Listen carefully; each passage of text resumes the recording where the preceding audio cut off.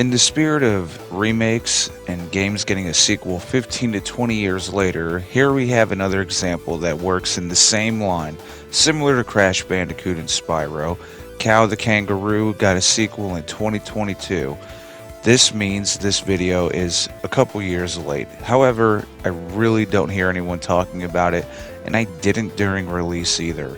I remember the initial releases, seeing them in commercials and magazines. I only played them a bit. I'm mainly stuck with what I knew, being Crash, Spyro, Mario, and good old Banjo-Kazooie. But I digress. I went back and played more after this sequel. And truly, I missed out. This game had so much life in it, had so much personality and charm, that I went back to play the originals. Now that's a hell of a game. In line with the classic feeling, the classic controls, full 3D movement, it's a Collect-A-Thon, and it even has a timer that keeps track of how long your best run was. The story kind of takes its own measure and uses its own pace because in other games, Kao already has a set of gloves. This story involves Kao finding his father's gloves. Kao's father went missing a while ago, so in lieu, Kao's sister went to find their dad. Kao has to now fight his way through enemies called fighting masters because his sister is now missing. So, it's the only way to find his sister. There are so many pop culture references sprinkled throughout this game, both classic and new. It does have a generational feeling. It's so hard to put into words and to explain, but I remember when games were taking the piss out of one another, like Grand Theft Auto and Driver both did. Both of the series, were just doing what they could to make fun of one another, and I believe even True Crime did that as well. It was so wild to see the Duke Nukem reference when to anyone else, if they're a new player, or a younger player I should say, they wouldn't really know, but the older players would know it's the fucking Duke. The gameplay is finding, and I quote, runes. Yeah, they kind of look like that. And then accessing different stages from a wide overworld. And not just that, there's plenty of secrets and challenges in the level and the overworld. Challenging combat and platforming, and sometimes both. There's so much to explore in the overworld and levels. It seems as if you can just find so many new things each time you walk around. And with the addition of shops, you can now customize Kao, even giving him the classic look if that's your style. His redesign, speaking of, is really nice. I think partially that's why I didn't gravitate to the games when I was younger, because it had too similar of an art style to Crash Bandicoot, and it really didn't feel like its own character. But in this game, they really flesh it out to be his own character. But I still missed out because they were good games. Anyways, you have some punching skills to master, basically just timing, using things like your in-air attack to give your jump more heft. Speaking of, you get a double jump, and these gloves that you are punching with are special, deemed evil by your master. The gloves develop a conscience and have chosen Kao. The gloves have some powers too, taking on an element whenever available, and taking on the eternal world if you tap into these power crystals in certain areas. It sounds wild and crazy, but honestly, it's a lot of fun. The combo itself, your main combo, does a lot of damage and has a charge meter that you can use as a special attack once you fill it up.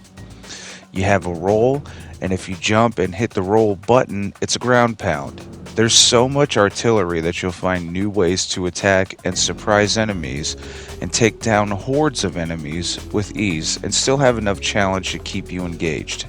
Certain areas are more platforming based rather than a combat base, bringing about the classic feeling of an era and still keeping it fresh. I do wish more games in this vein would be released, because they imparted something special, having combat style puzzles, platforming puzzles, and still being a Collect-A-Thon. There's so much going on that you'll want to keep replaying areas until you hit that 100%. The boss battles are engaging as well, having a blend of puzzle and combat.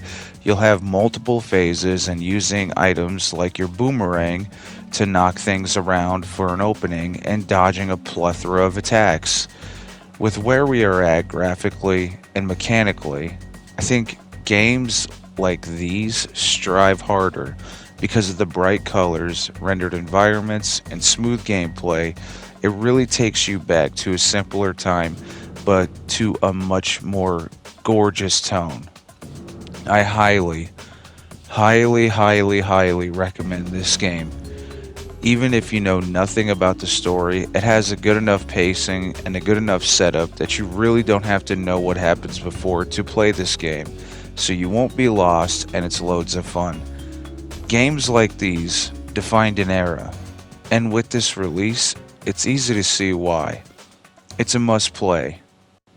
I think a big reason that this game didn't shine like it could have was just due to the overall reception it received from critics, just deeming it a little above and mostly a little below average because some of the aspects were too difficult to play, to figure out, and to 100%, which I think is just honestly a skill issue. I don't think that anything that I did in this game where I failed at it and then went back and tried it again was the game's fault. I didn't run into anything like that in my whole time playing. Anything that did happen, anything that, was an issue, was just something that I was doing as a player and not the game doing as a fault or a bug or anything like that.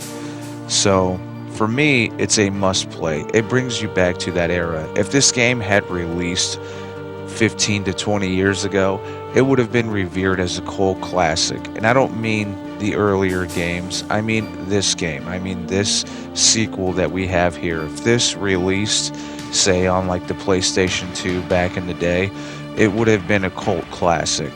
And I don't know. I don't know why it got the reception it did. I didn't encounter anything crazy like the critics said they did. Maybe it's a skill issue. Maybe you need to get good. But anyways, this is where we're going to leave off at. It's a must play, so I think honestly, just get it. Just get it. Just try it. And if you don't want to try this game per se, because you're not sure about spending the money and you have the PC, well, you should know there are special workarounds to play the earlier games, the earlier iterations, to kind of get a feel of what you're getting into. But honestly, as I said before, this game was so good, it got me into the originals. And with that, everybody, I want to thank you all for watching. I appreciate you all, and 1K gang, let's go.